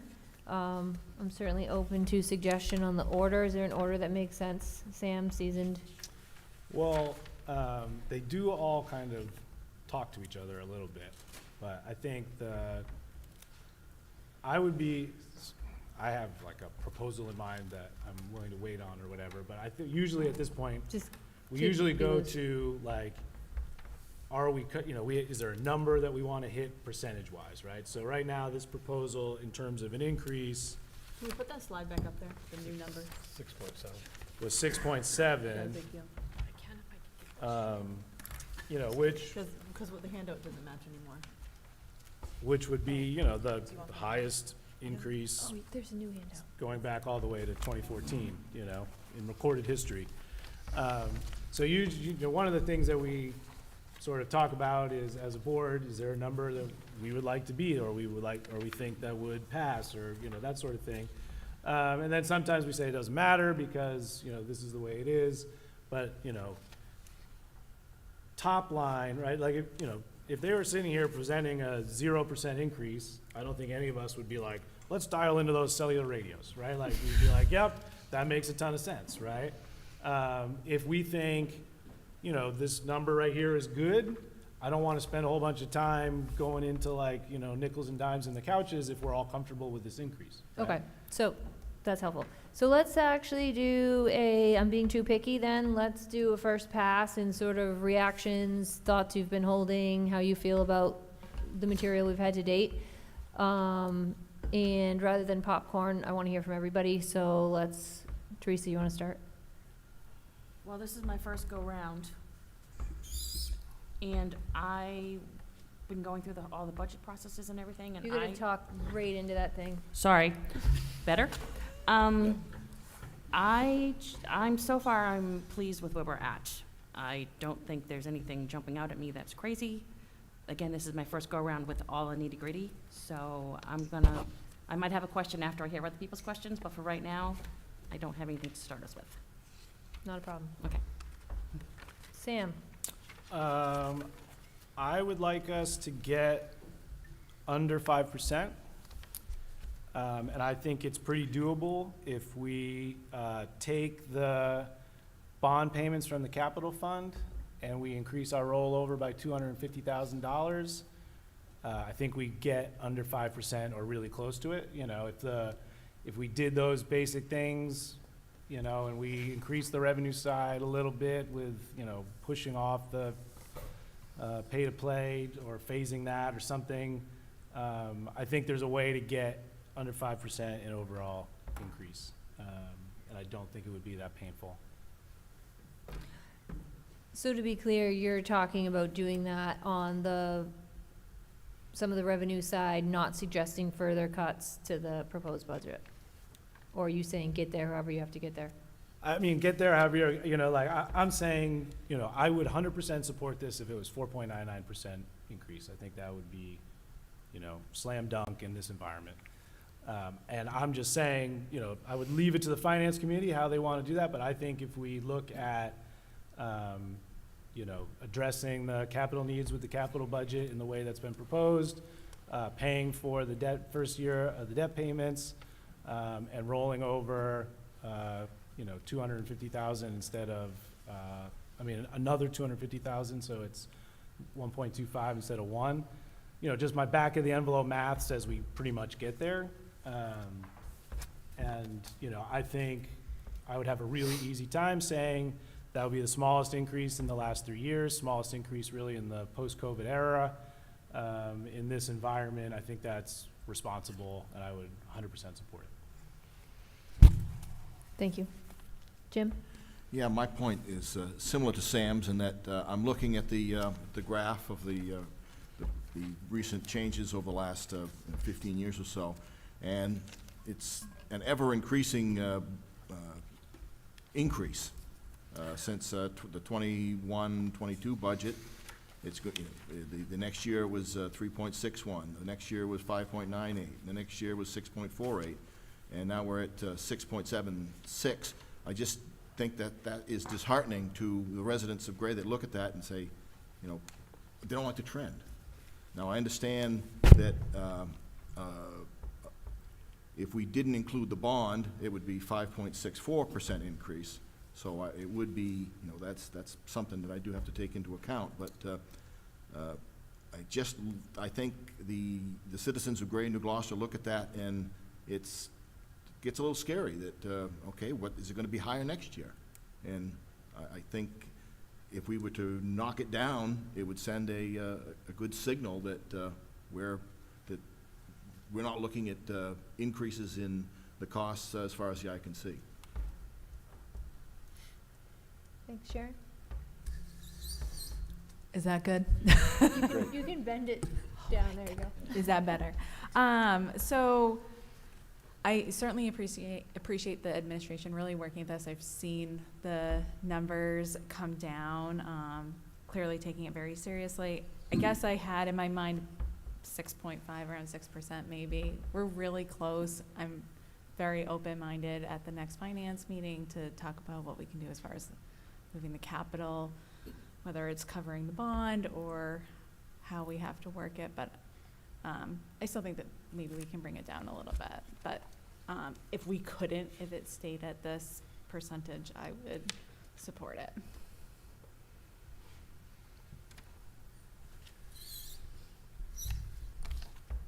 Adam?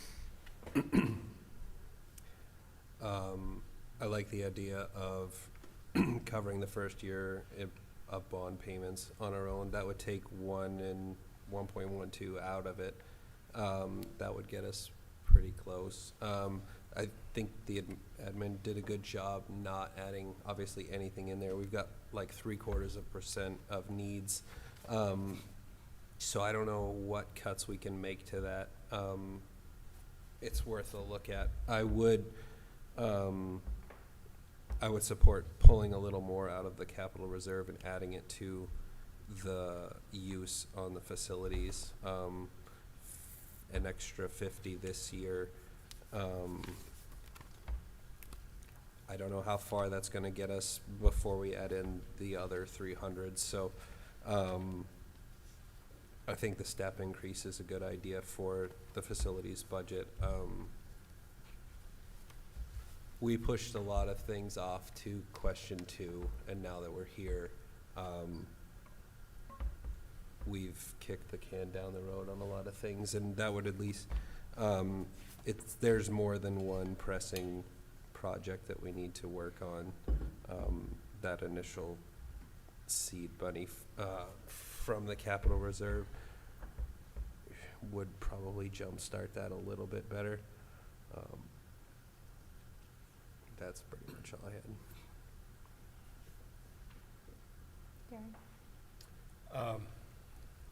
I was happy to see the number come down to 6.76. Thought that was a great place to be.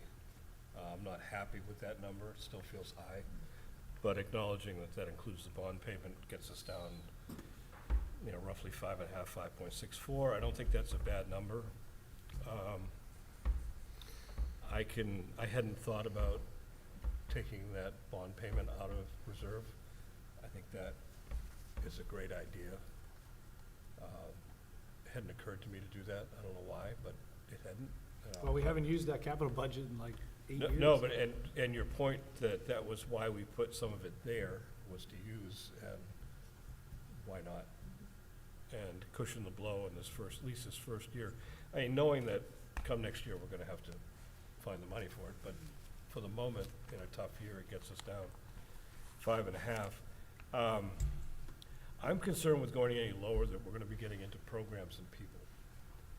And we're no longer gonna be providing what we wanna provide. So I can't, if anything, I'd like to see, if we get down to 5.5, if we couldn't maybe put a little bit more towards something out of capital reserve in order to restore something like the ed tech salary line. Or something like, you know, there are things that we've pushed off already a year that I'm bothered that we had to push it off. All to make a number that, as much as it may be distasteful, I'm not sure it's not necessary. To Jim's point about it growing every year, I think, yeah, it is gonna grow every year. I mean, 90% of our expense is contracted service, and all our folks expect raises. We expect raises ourselves in our own lives. At least 3%, so assume it's gonna go 3% every year. He's just saying the rate of increase has grown The every rate year. of, no, I'm saying, but it will, because the base number grows every year. So is in 2 years, it's gonna be knocking on 10%? Is that what, I mean, is that where we're going? That's my question. No, but I think we can rely on it being 5 or 6. Right, Yeah, yeah, that's what we're saying, yeah. is it I mean, should be right. 5 or 6 every year. But but Not getting. 5, 6, 7, like we are.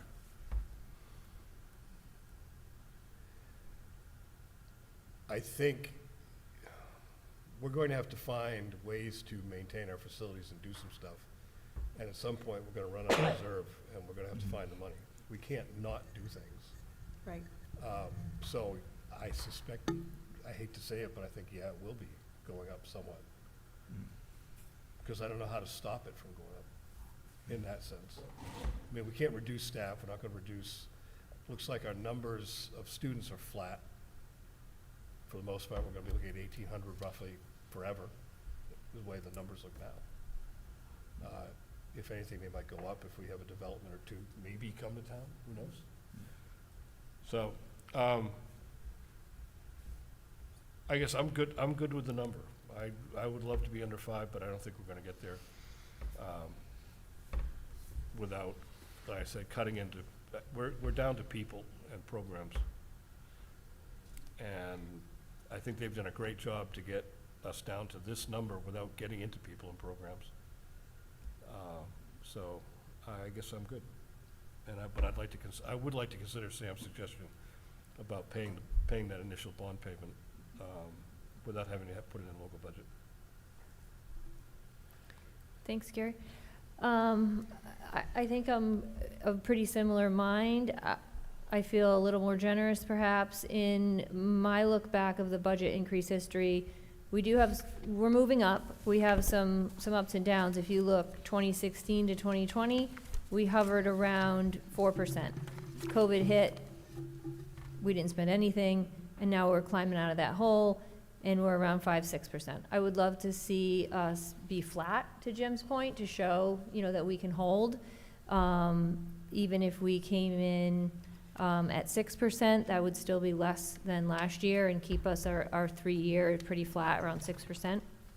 I really don't support cutting into need. We're looking at a proposed budget where needs are less than 1% of this. I just am not going to support, cutting the things that the district is saying that we need. to serve the kids. I think we're seeing a lot of responsible data here. Student headcount is down. People keep bringing that up in the community, and guess what? Our staff headcount is down at exactly the same rate. We're pushing hard on sports numbers, and we're hearing that that's, you know, tracking pretty stable, and it's a small percentage of our budget. So I do support, if we look at, you know, our regional data, this proposed increase that we're looking at tonight is now the lowest on this chart. So now we're adding less to our budget than Poland Regional High School is. And then we look at our spendiest neighbor, Greeley, you know, they're looking at adding $3.7 million. So we see that we're in line with our neighbors to some degree. This is the cost of providing an education. I want to do it as responsibly as possible, but I want to keep doing it. I support Sam's idea of using that capital reserve up into a point if, you know, the community voted this bond forward and we're doing the work. If I don't want to cover that at the expense of not doing other improvements. So if we can take the sting out for a year, fine, but I still want to see us using that money to do some things that are visible for the kids that we know are inadequate and we are not solving. So get some work into this stage area, renovate a locker room. You know, what are some investments we can make that the kids see the benefit of along the way? Can we look at some of that fund balance? I appreciate that we're conservative, but if we're going to be conservative in our increase I don't think we always want to be matching conservative in how much money we hang on to. Do we need to ride the absolute outer limit of the amount we can hang on to by law? You know, what do we actually need to hang on to? And can we forward some of that and revenue back to our taxpayer, or, you know, offset the bond? So those are my initial thoughts. Cole? So I'm probably going to echo a lot of what's already been said, but, you know, after last year, what we experienced with the budget, I knew that obviously we had the deck stacked against us this year. So I was hoping, obviously, for around 3%, but I'm also a realist, so I knew that wasn't going to happen. So in the back of my mind, I was thinking somewhere around 5, but obviously I have an open mind. And, you know, we hear from the community every now and then, and I know as a board, we support our staff a lot. And obviously, one of the biggest increases we always see in our budgets, right, is salaries. So we contract that, so we know we have that. But it's always the biggest part. So I'm hoping our health insurance comes down a little bit. Obviously, it's the salaries we have to pay. And again, I don't think that I don't think a lot of the needs this year are out of order. I believe they're fairly conservative. And as far as I do like Sam's idea. I think that is a very smart way to do that. The one thing I will say is, we can budget and capital improvements and things like that. We also talk about a bond. Either way you slice that, it's still a taxpayer paying it, right? So either they're going to pay it through the bond, or we're going to pay it when we do capital improvements. It's going to increase no matter what. So again, I don't think this is completely out of line. I think this is a pretty responsible budget. Again, I feel as though if we can keep it around 5%, I think that we should have a very easy time passing it, hopefully.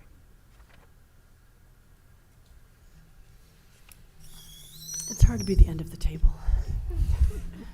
I was surprised at the low number for facilities, because in facilities we know what we're missing and we know what our students need, we know what our buildings need.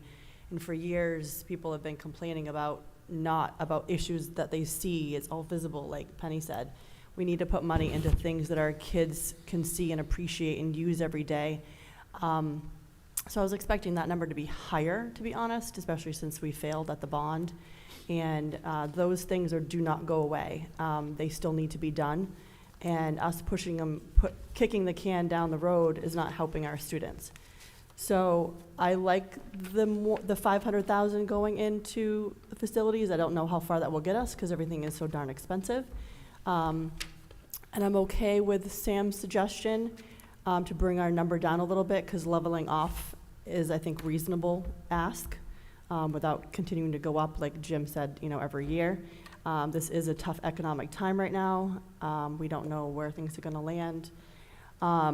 So I like it coming down a little bit. I would support, even 5.5%, somewhere around there, to come down at least that much. So the graph isn't going like this. But I would love to see more money pulled out. There's no reason why we need $2 million in a reserve. Yes, we do need a rainy day fund, but we need so many improvements to our buildings that I would love to see that money go into that and not affect the taxpayers to get that done. Fran? Well, we increase the budget every year by not small numbers, by large numbers. $2 million to me is a large number. And it's roughly what I am doing is looking through the line items, although it's not the board's responsibility, just for me personally to get a hold of what's being spent and how it's being spent and what's left over. And we seem to get money left over every year. And so to throw out a percentage, for me, I would not be able to do that. I'd have to look and see if there are other areas of savings. I'm going to give one small example, which is the board contingency. And I looked at that and I says, what in the world is the board contingency? We have lawyers, we have insurance, we have all these other accounts, and that's $84,000 sitting there. Did we use it last year? I don't remember. I left my paper at home. I don't remember if we used it last year or not. But point being, if it's not being used, we shouldn't have it in this year's budget. So that's what I'm looking at, and then I can get a better handle on what the budget should be. It certainly should be lower, but how much, I don't know. So I can't throw out a percentage myself personally. I want to look at it more, which I've done. And so I'll bring that, my suggestions at the next Finance Committee meeting.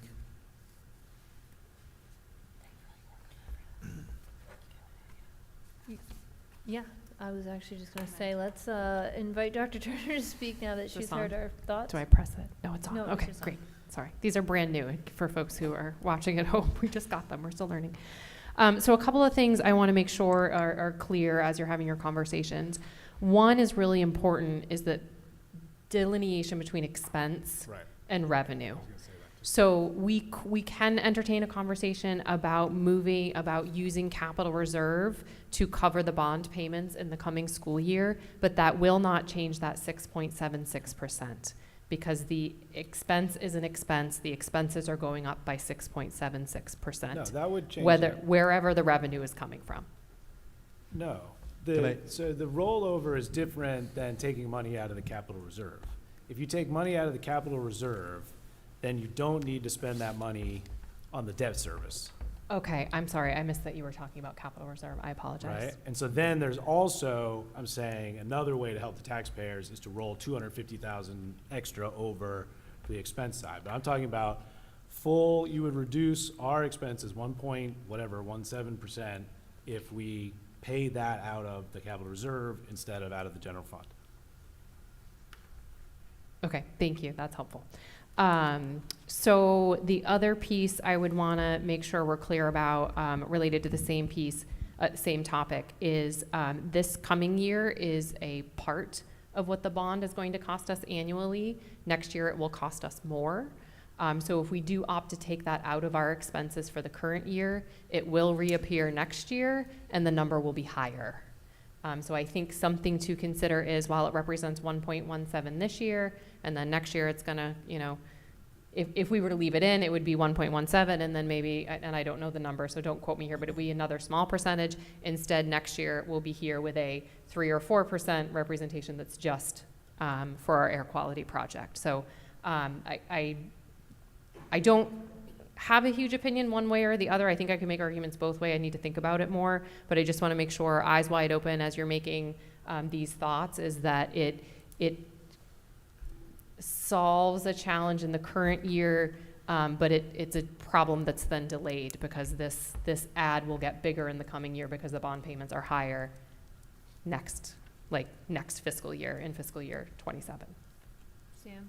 Totally agreed with that, right? And so, we really shouldn't think about future years because we don't have the ability to tie the hands of future boards. But this is also a contract year is going to be coming up for the teachers, and the contract had big increases for the teachers coming out of COVID because the inflation was 8%, and we really felt like we needed to reward them, and we were way behind our neighbors.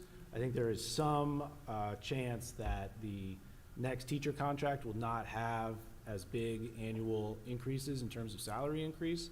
So I think this year is a good year to hedge on those debt payments, because I do think it'll smooth out a little bit with salary increases in the future. I did want to make that point. Because it's true, right? Like, we got to pay the debt payments next year too. And you heard Diane talk about this a lot, right? Is we wanted to ease into those debt payments so that it wasn't, because our debt load was so low, any increase in debt is going to be felt larger than a lot of districts. And so, I really feel like the capital reserve was meant to sort of soften that pain. So two other things I just kind of want to make sure are in your brains while we're talking about this. Another is around that rollover fund and the amount we're using for that. Yes, we can't tie the hands of future boards, but I would encourage us to have sort of long-term thinking about some of this work.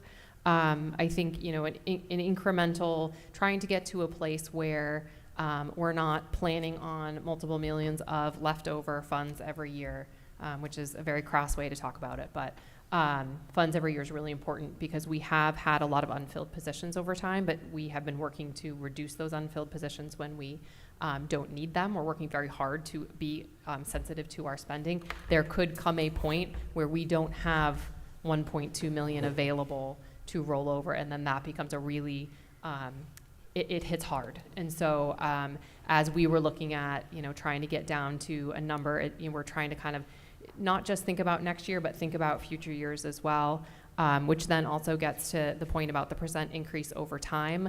It's why I included that 10-year percent increase, because I think it's important to look at what has happened in our economy over the 10 years and what was our response as a school district. While it is appearing to increase over time, I think that is a rebound reaction from years where we kept it very, very low. When you talk about delaying expenses, this is how it happens, right? We move expenses down the line. We have years that are higher. What we've tried to do in this budget, and I've talked about in a lot of different places, is we're trying to get to a place where we're not 0.85% one year and 6% the next, and then 1% and then 8%, and then we want to stop this all over the place, and we want to get to a more steady place. So we aren't having really reactive budgets, and the work that we're doing around bus replacement is a great example. We want to get on a schedule so that it is a constant cost every year, and it's not $200,000 up this year and $200,000 the next.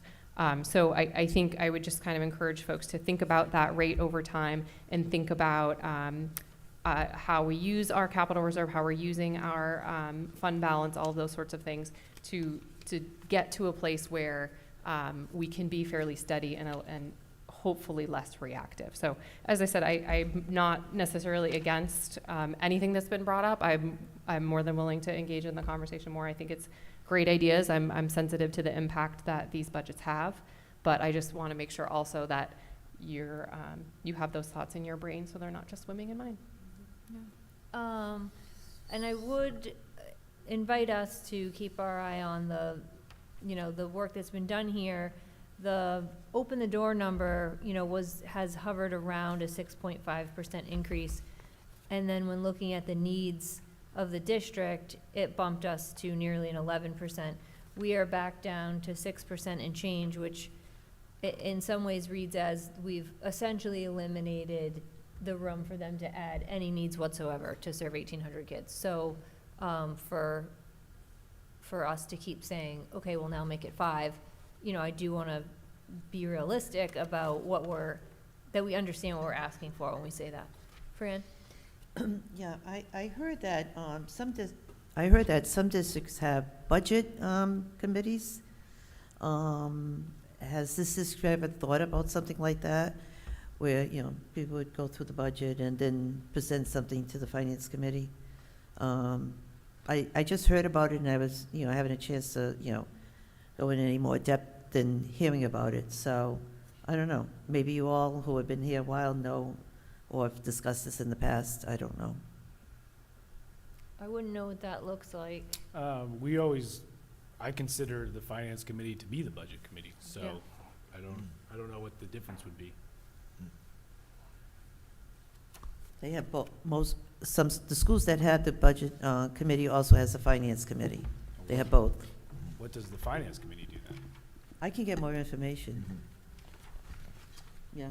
Yeah, we're Yeah, I'll do always some happy to look research at on that. more Yeah. information. Sure. So now we've gone around, opening up to popcorning, as, has folks said, Teresa, not to put you on the spot, but you passed, has anyone inspired you? Whatever I was gonna think about, people have already said, so I don't have anything extra to add to it. Jim? Yeah, I guess I do want to speak up. It's another person that supports a more aggressive use of the reserve funds that we've got, because, correct me if I'm wrong, but where did those come from? The rollovers. They came from taxpayers, right? So we're holding on to taxpayers' money that we took from them, and we're not really using them as probably as prudently as they could have used them. Are they just sitting in some kind of a low-bearing interest account? Yeah, Mm. it's like a money market. Okay, they're in a money market account, so, that's money that's been taken from them that they don't have any use for, and we're just kind of putting it in a very low interest-bearing account. That's not really doing them any good. So it needs to be utilized to try to keep any tax increases down, and of course, but cover the contingencies that we might have if checks were late from Augusta or what have you. So I appreciate that, but I do think we've been overly conservative in using those funds. I do think, Jana's point's a good one, right? Is if we went from, if we got this budget like really nailed in, right, this year, and we've got, we've only got like 100K left in the bank, next year there will not be 1.25 million to roll over, right? So that makes the raise that we're asking for the town jump significantly. But, so, and this, again, Diane wanted us to be very prudent with that. She was very much resistant. Last year we did 1.5, and she was very resistant to that. I think it's about risk tolerance fundamentally, right? I think we have to get to a place where we're not rolling over $1 million a year. That seems like a bad idea. And so, when are we gonna bite that bullet? I think, to avoid the largest increase we've had in 10 years might be a good time to bite that bullet. Maybe then we have to grapple with it again next year. But, I think it is just sort of I've had a philosophical objection. I have had this basic conversation every year to, what amounts to rolling over between $1 and $1.5 million every year of taxpayer money, and I just don't think that's right. I don't think it's like some atrocity or anything, but I would like to get to a place where we're not rolling over that.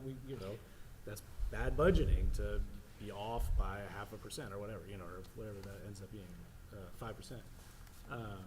So just, just a philosophical objection, we should try to get there, and I think easing into it is the right way to do it. And it's up to, the finance committee looks at it and says 1 million is the way to ease into it. I trust the finance committee. I just want to make sure we've had that robust discussion and we have a great story to tell on why we made that choice. I will say my one concern is that, are we just delaying the pain though? Like, so we could cover it this year, but again, that money, once we've spent it, we're not gonna get that $1 million back. I mean, for 2 years in that 10-year budget, we had low increases because we got a lot of stipend. I don't know as if we're gonna be getting all that. That's not gonna happen again, so it's just, my one concern always has been is, and I'm happy to have the conversation at finance, is are we just delaying the pain? We can help this year, but will we be able to help next year when there's a full year and it's gonna be more? Then again, we're going to have that bump up. But we can predict all we want. We don't really know what's gonna happen in the future, but it could look, next year's budget Well, we're could taking look money really from the good. taxpayer, we're just sitting on it. I guess I don't like the word take, but I mean, it's there. But we want to be careful with it too. There could be tough years coming. I don't think food's going to get cheaper next year. Nothing's going to get cheaper. So while I'm happy to help out with this year, like I said, I'm just putting that pin in that it could make next year's number look, and I don't know how much we can help cushion that. Adam? I think there's two kind of conversations happening at the same time. One is, do we need to balance that high end? Subset of that is, do we want to take some out and put it someplace? So the question is, do we think that we need a smaller number to pass this year? Would we be better off taking or using the extra funds somewhere else when the taxpayers have already agreed to fund the bond, the payments? I don't think the public was assuming that we were going to cover the first year. I like the idea of easing into it. The moral part or what you're talking about is not just sitting on it and putting it to use. At least it's being used. Well, it's also two different funds, just to be clear, right? Like to cover the bond payments, I'm talking about taking money from the capital fund. The rollover, I'm talking taking from the unassigned fund. Okay. Yeah. Got it. That's it.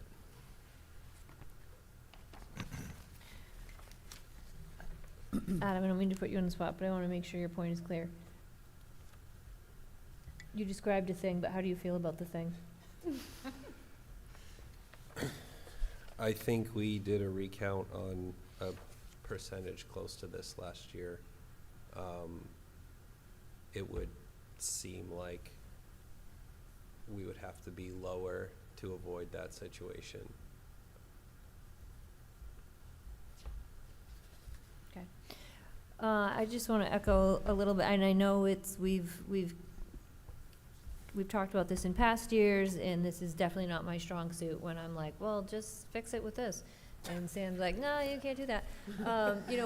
We have our budget, and we have our fund balance, and we have our capital reserve.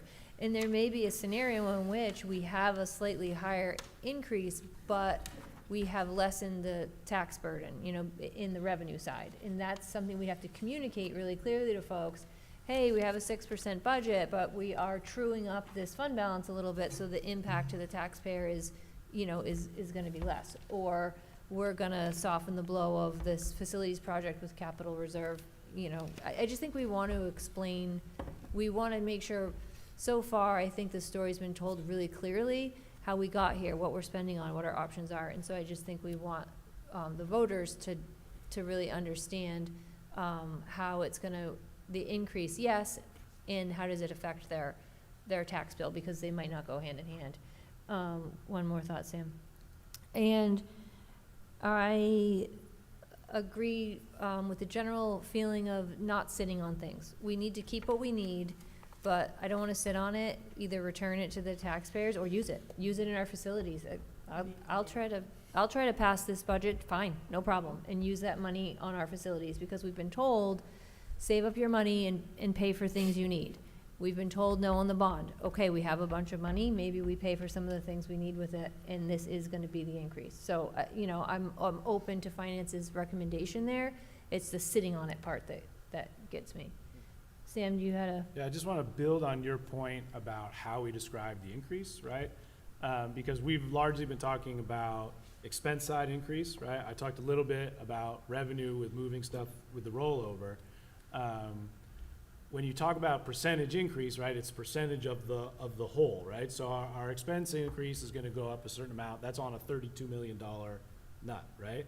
Then we look at revenue. There's a narrative from the state. Oh, hey, we continue to fund education at 55%, right? Well, when you look at the increase in our 279, it does not keep up with our expense increase, right? So that means we have to ask on a percentage basis more from the local portion, right? So when you hear your legislator going out there and saying, oh, look, we have continued to fund education at 55%, they mean 55% of the essential programs and services ED 279 formula contribution. For the entire state. For the entire state, right? So that is not keeping up with any of our costs. The EPS formula is not even close to how any district's cost goes up, right? So you've got the legislature telling everybody, oh, look, the state funds are keeping up. We're continuing to pay 55%, but in reality, they're paying a smaller and smaller portion of everybody's budget because they're only talking about essential programs and services formula, which we all know does not actually fund any school in the district. Any school in the state. There's no district in the whole state that exists on EPS formula. So, you know, the local people need to be advocating to the legislature, right? If you don't want your property taxes to continue to go up at a higher and higher rate, you have to ask our state legislature to be honest in the way that they are funding education, because local, you know, we're not making any more property in our town, right? You know, the way we should be funding our schools is by, you know, growing our economy, right? Growing, you know, if we increase the amount of corporate profits, right, then we can tax those and bring them back. But if we're going to continue to rely on our property taxes more and more and more, we're going to be continuing to struggle to pass budgets, right? So there's a bigger portion to this that I would like you to look at. And when you see, oh, our local contribution has gone up at a higher rate than our expense budget, that's why, is because the revenue that we're getting from other sources isn't keeping up. And I just feel like we need to get that out there. We can advocate to our state representatives, our state senators, but they come back and say, oh, look, job done, 55%, just like last year, and it's absolutely disingenuous. Do we know what the actual percentage is? If it's not 55, do we know what that is? Well, it's 55% of the EPS. I don't know if anybody can add up what the future budget of next year is. It's only like 45 for Gray. Right, It's only 45% for Gray. Yeah. Right, 45% for us. right. And if you look at the way the revenues have gone up, right, they're giving us in the ED 279 an extra $360,000. That's less than maybe it's exactly a 3% increase on what they gave us last year. Are our expenses going up only by 3%? No, right? Just our salaries alone increases our expenses by 3%. So the state's like, oh yeah, we're still funding you at 55%. Just completely not true. And we have decreasing enrollment and increasing property value, Right. which is the formula that's gonna keep beating us. So Yeah. we're gonna get less. We're from gonna the get state less and less. as You know, time. go look at the city of Portland. If I was the city of Portland, you know, they only pay like 17% of the Portland budget because the Portland, you know, property is so valuable. Well, great, lucky for the Portland taxpayers, and for us, right? So as our property gets more valuable, great, you know, place next door to me sold for 500 grand. Just means we're gonna have more and more responsibility for our local budget. Fran? That was the point I was going to bring up. The we compare ourselves to the other towns in our area of where we sit, you know, comparison. But what we don't consider is that, for instance, Falmouth and Yarmouth, who have those massive ocean properties, they pay a bigger portion of the school budget than Fran Monroe and people like me in this town. So that's the big divide here. So we try to build our budget based on what the other communities are doing, somewhat, and yet, you know, we end up with, you know, putting more of a burden because the revenue isn't the same as the other communities. It's not exact, but it's an idea that we have to keep in mind. That's all I'm saying. I got one last thing, I guess.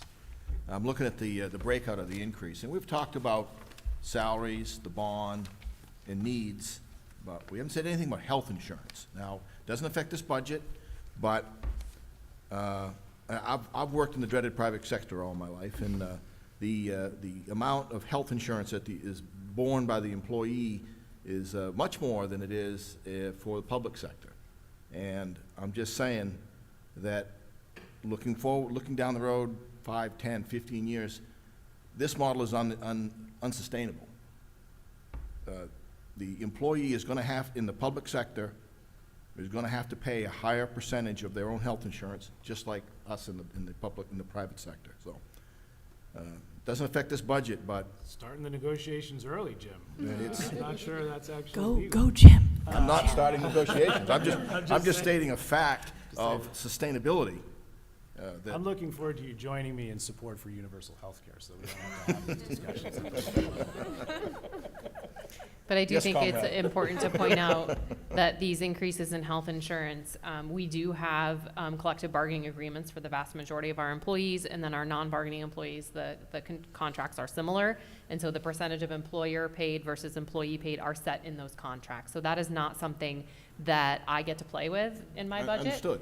That is handed to us and only handled at the negotiations table. And Speaking globally.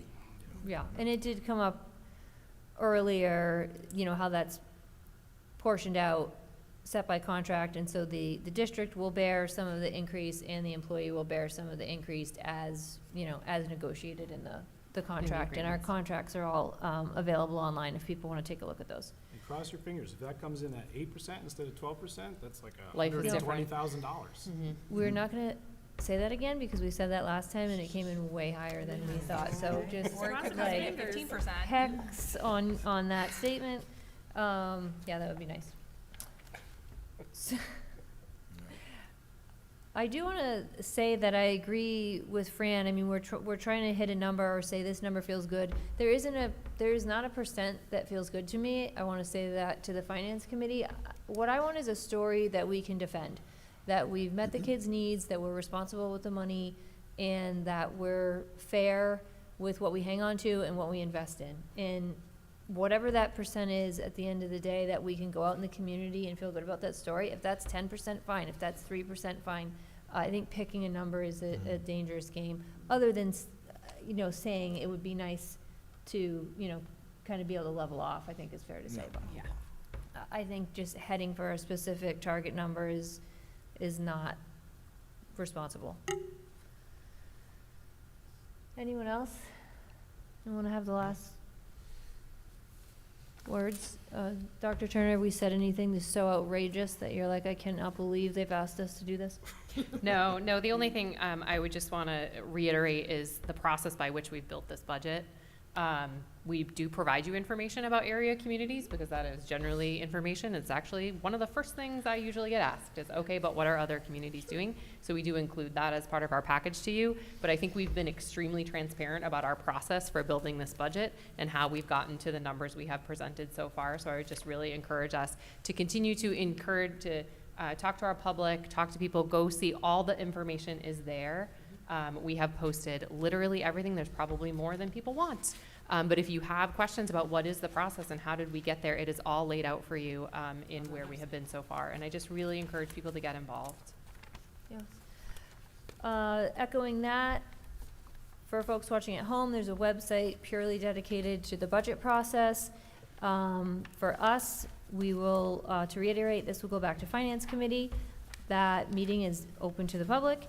We'll have the board return to the full board in April, and that budget validation meeting in May, which we encourage as many residents to come to as possible. It's a long night, but it's one of the most direct ways you can participate in your community, and you get to vote with your little colored cards. What's more fun than that? And thank you to the folks who came tonight, who didn't have to be here to sit through this with us. Are we done? We're done. Adjourned. Move we adjourn. Second. You got me, Jim, tonight. Sorry. Game on. I expect you at the next negotiation.